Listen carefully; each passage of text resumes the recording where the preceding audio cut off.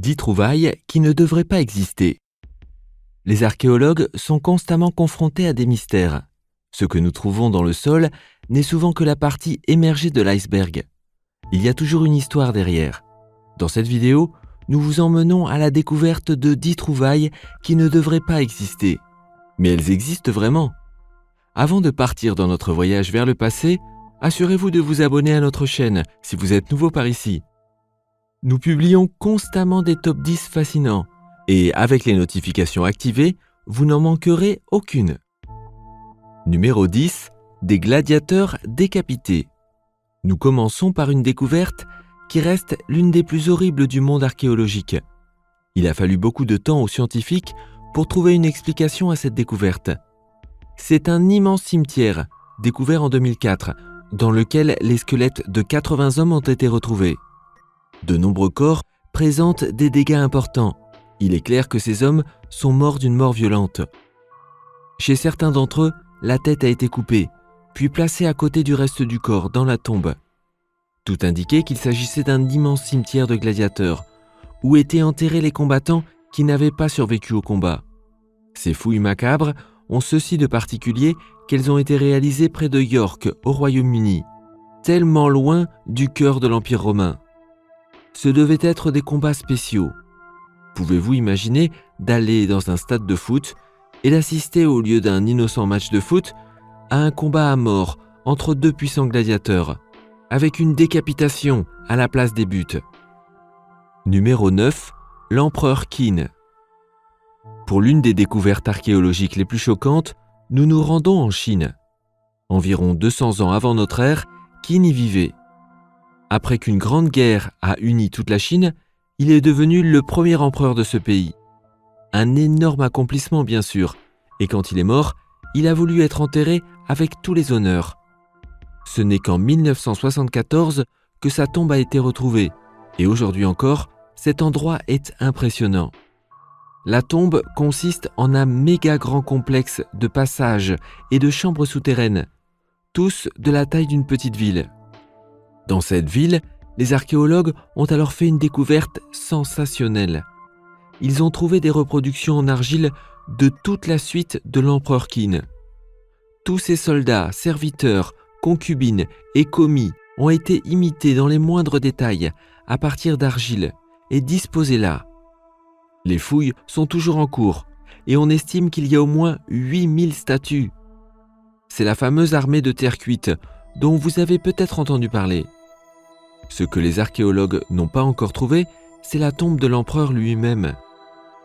Elle est encore enfouie profondément dans le sol et attend le jour où nous aurons réalisé les prochaines avancées technologiques pour y pénétrer sans dommage. À votre avis, que trouveront-ils ?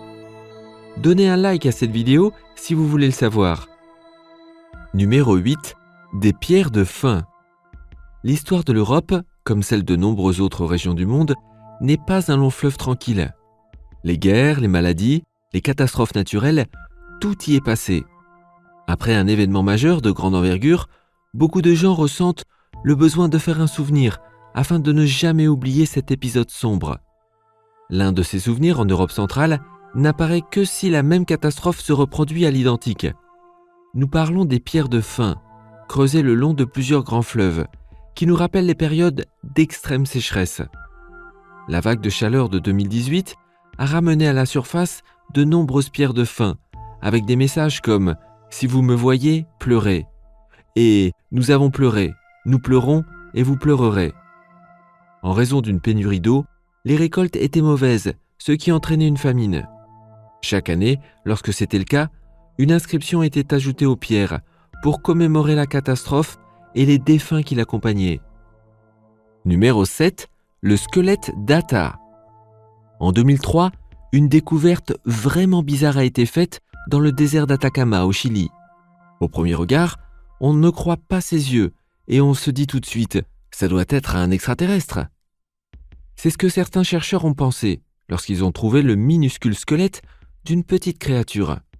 Le squelette mesure moins de 16 cm, possède un étrange crâne pointu et une ossification presque adulte. Impossible que ce soit humain. Pourtant, c'est le cas. Après des recherches sur l'ADN, les scientifiques ont découvert que le squelette, bien préservé, appartenait en réalité à un être humain. Quelqu'un qui avait des mutations distinctes dans les gènes qui ont causé des anomalies de croissance.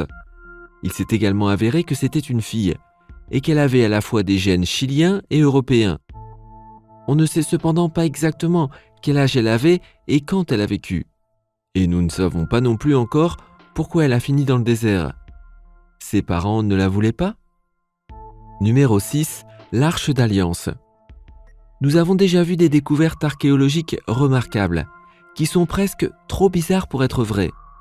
Mais qu'en est-il d'un artefact qui devrait exister, mais qui n'a toujours pas été trouvé ?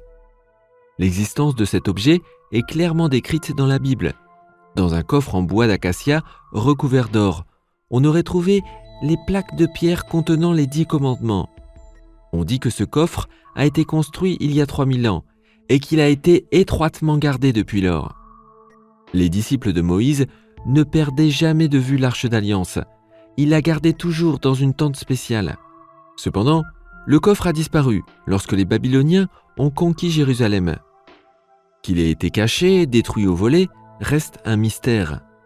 Pourtant, l'Arche d'Alliance est à ce jour l'un des artefacts bibliques les plus recherchés. Jusqu'à ce que, bien sûr, Indiana Jones arrive. Il a trouvé l'arche spéciale en un rien de temps. Numéro 5, les lignes de Nazca. Vous avez peut-être entendu parler des lignes de Nazca. Les lignes de Nazca sont d'énormes motifs dans le désert du sud du Pérou et ont environ 2000 ans. Les lignes ont été préservées pendant si longtemps parce qu'il ne pleut pratiquement pas et que le vent ne souffle presque pas dans la pampa de Jumana et de Nazca. Les lignes font de grandes figures dans le sable, constituant en majorité des animaux et des formes géométriques, dont certaines peuvent atteindre des centaines de mètres carrés. Ces énormes motifs ont ceci de particulier qu'ils ne sont visibles que du ciel. Ce n'est que vers 1930, lorsque les avions commerciaux ont commencé à voler au Pérou, que ces lignes ont été connues pour la première fois dans le reste du monde. La question est donc de savoir comment les premiers habitants ont créé ces lignes, sans pouvoir sauter dans un avion pour admirer leur travail. On ne sait pas non plus pourquoi les lignes ont été tracées exactement. Est-ce pour plaire aux dieux ? Les motifs marquent-ils des lieux spirituels ou des événements importants ? Ou s'agissait-il simplement d'élégants canaux de drainage ? Numéro 4, des mains coupées. En plus des têtes coupées, d'autres parties de corps ont également été trouvées dans le sol. Ce sont des mains, et beaucoup de mains. Les appendices humains ont été trouvés lors de fouilles autour d'un ancien palais en Égypte. Le roi Khayan, chef du peuple Hyksos, vivait dans le palais à cette époque. Les chercheurs ont trouvé pas moins de 16 squelettes de mains différentes, tous de la main droite. Que s'est-il passé ici ? Les scientifiques ont suggéré que les mains avaient été apportées par des soldats qui, à l'époque, recevaient de l'or pour chaque main droite coupée d'un ennemi. La main droite symboliserait la force d'une personne. En coupant la main, vous enlevez la force de l'ennemi. Excellente technique donc, si vous faites la guerre. C'est le même genre d'idée que de scalper l'ennemi. On ne sait pas exactement quand cette tradition de couper la main droite a commencé, mais il a été établi que les mains en question ont été enterrées il y a environ 3600 ans. Numéro 3, un boulet avec une chaîne. Il y a une dizaine d'années, l'un des objets les plus bizarres de la Tamise a été repêché, un boulet complet avec une chaîne. Ceci était autrefois attaché à la jambe des prisonniers pour les empêcher de s'échapper facilement. La question qui se pose avec ce boulet est bien sûr, où est le prisonnier ? La chaîne n'a jamais été ouverte, ni avec une clé, ni avec des outils. La trouvaille date du XVIIe ou du XVIIIe siècle, et elle est étonnamment bien conservée. Peut-être le prisonnier, avec le boulet au pied, s'est-il échappé, mais a inopinément fini dans la rivière. Vous pouvez imaginer, bien sûr, qu'avec une boule de fer aussi lourde, vous coulez tout droit vers le fond. Aucun os n'a été trouvé près du boulet, mais ceci aurait pu être facilement déplacé par le courant de la rivière. Nous ne découvrirons donc jamais la véritable histoire de ce boulet. Numéro 2. Göbekli Tepe. Göbekli Tepe est le plus ancien ensemble de temples jamais découvert. Il a été construit il y a environ 11 500 ans et ne devrait pas exister, car à cette époque, l'humanité parcourait encore le globe en chassant et en cueillant. Nous n'avions pas encore construit de village ou de ville, et l'agriculture n'était pas non plus pratiquée à grande échelle. Ce complexe de temples particulier, inscrit au patrimoine mondial de l'UNESCO depuis 2018, est situé dans le sud de la Turquie. En plus des piliers en forme de T et des murs circulaires, le temple possède également de beaux reliefs de divers animaux, comme des renards, des taureaux, des lions, des reptiles et des oiseaux. Lorsque le temple a été mis hors service, il n'a pas été simplement oublié, mais délibérément recouvert d'un grand tas de terre. Le monument spécial a donc été délibérément caché, jusqu'à ce qu'il soit redécouvert dans les années 70. L'endroit où se trouve le temple est également celui où l'agriculture a commencé. Cela soulève la question de savoir ce qui est venu en premier, la construction du temple ou la culture du grain. En tout état de cause, les historiens s'accordent à dire que les deux événements ont un rapport l'un avec l'autre. Et numéro 1, le cœur de Saint-Laurent. Nous voici avec une trouvaille qui fait chaud au cœur. C'est le cœur d'un saint, l'archevêque Saint-Laurent, qui a vécu en Irlande il y a près de 1000 ans. Saint-Laurent a fait beaucoup de belles choses pour les gens pauvres de sa paroisse à Dublin. Il a également joué un rôle important lors des tentatives d'invasion de la ville, tant par les Normands que par les Vikings. Il était aimé de presque tout le monde, et quand Saint-Laurent est finalement mort, la ville a voulu garder un souvenir de son grand cœur. Cette idée a été prise au pied de la lettre, et son cœur a été retiré de son corps et placé dans un reliquaire en forme de cœur. Et il est toujours là, exposé dans la cathédrale Christ Church de Dublin. En 2016, cependant, le cœur a été volé, encore une fois littéralement. Quelqu'un est parti avec le cœur.